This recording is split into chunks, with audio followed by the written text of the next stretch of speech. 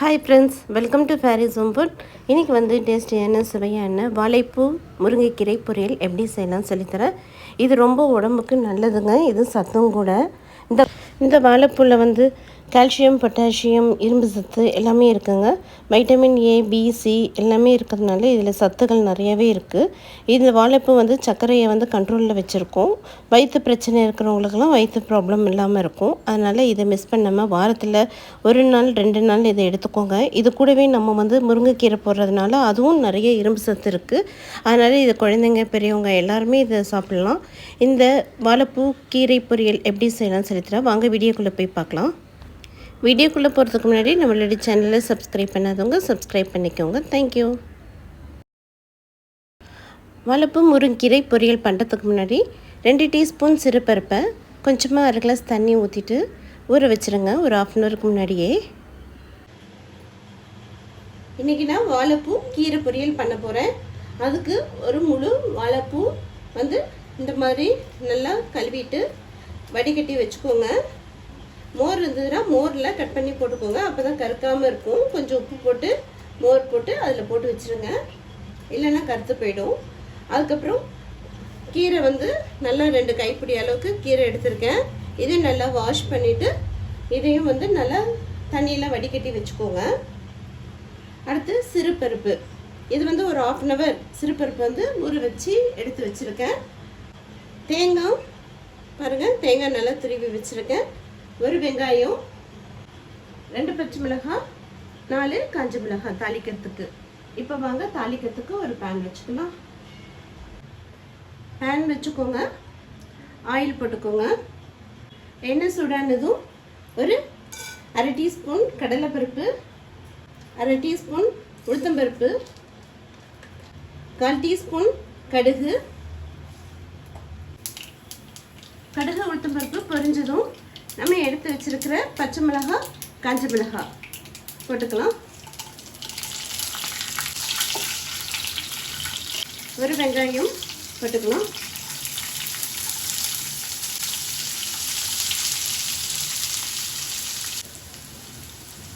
ஒரு 5 பல்லு பூண்டை வந்து தட்டி போட்டுக்கோங்க. இல்லை குட்டி குட்டியாக நறுக்கி போட்டாலும் உங்கள் இஷ்டம்தான்.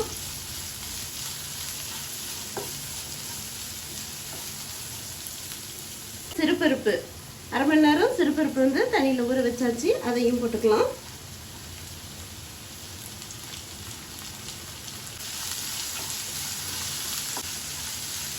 ஏற்கனவே சிறுபருப்பு வந்து 1/2 மணி நேரம் வந்து தண்ணியில் ஊற வச்சாச்சு. அதனால் இந்த மாதிரி எண்ணெயில் போடும்போது அந்த சிறுபருப்பு வந்து நல்லா வெந்துடும்.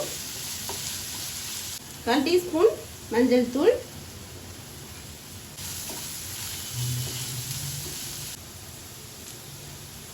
இப்போ வாழைப்பூ வந்து நல்லா கழுவிட்டு வடித்து வச்சாச்சு, அதையும் போட்டுக்கலாம்.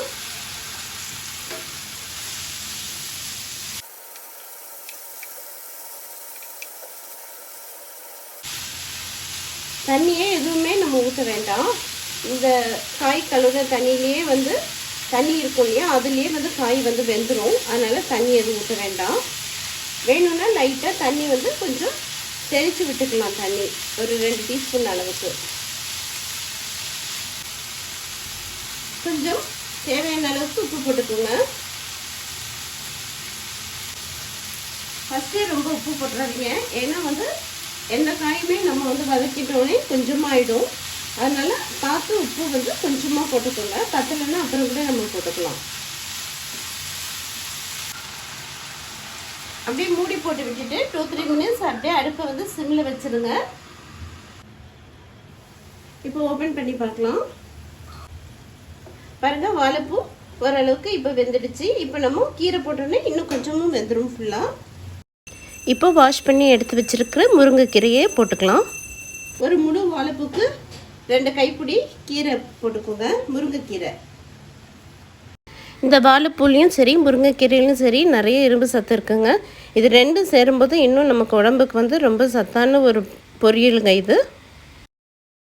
இந்த வாழைப்பூ முருங்கைக்கீரை பொரியலில் வாரத்தில் 1 நாளாவது நீங்கள் சமையல் பண்ணி சாப்பிடுங்க.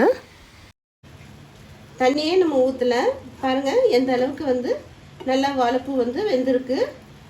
ஏன்னா தண்ணி ஊற்றினாவே அதோட சத்து எல்லாமே போயிடும். நம்ம சிம்மில் அடுப்பில் வச்சு பண்ணும்போது காய் எல்லாமே வெந்துடும் நல்லாவே.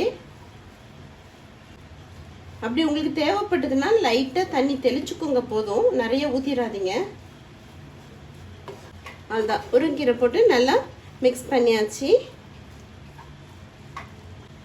இப்போ அடுப்பில் அப்படியே சிம்லேயே வச்சுருங்க. ஒரு 2-3 மினிட்ஸ் அப்படியே மூடி போட்டு விட்டுடலாம். பாருங்க 2-3 மினிட்ஸ் ஆயிடுச்சு. இப்போ ஓப்பன் பண்ணி பார்க்கலாம். நீங்களும் இடையில கிண்டி விட்டுக்கோங்க. இந்த வாழைப்பூவில் லைட்டாக துவர்ப்பு தன்மை இருக்குங்க, அதனால தேங்காய் போடும்போது நமக்கு நல்லா பேலன்ஸ் பண்ணி கொடுக்கும். இப்போ நம்ம எடுத்து வச்சிருக்கிற தேங்காய் போட்டுக்கலாம்.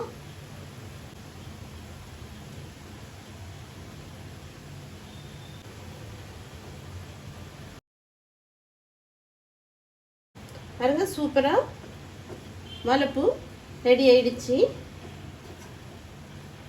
இந்த வாழைப்பூ கூட முருங்கீரை போட்டு பண்ணும்போது நல்லா டேஸ்டாக இருக்குங்க. அடி பிடிக்காம பார்த்துக்கோங்க. அவ்வளோதான். இப்போ ஸ்டவ் வந்து ஆஃப் பண்ணிக்கலாம். இப்போ வாழைப்பூ முருங்கீரையை ஒரு பிளேட்டுக்கு மாற்றிக்கலாம்.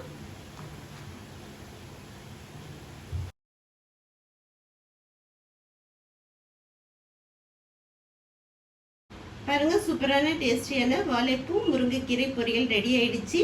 வாழைப்பூ மட்டும் செஞ்சதை விட இந்த மாதிரி முருங்கைக்கீரை போட்டு செய்யும் போது வாழைப்பூ வந்து ரொம்ப நல்ல டேஸ்டா இருக்குங்க. இதே மாதிரி நீங்களும் செஞ்சு பாருங்க, கண்டிப்பா உங்களுக்கும் இது பிடிக்கும். இந்த வீடியோ பிடிச்சிருந்ததுன்னா லைக் பண்ணுங்க, ஷேர் பண்ணுங்க, சப்ஸ்கிரைப் பண்ணுங்க. தேங்க்யூ ஃபார் வாட்சிங். பை.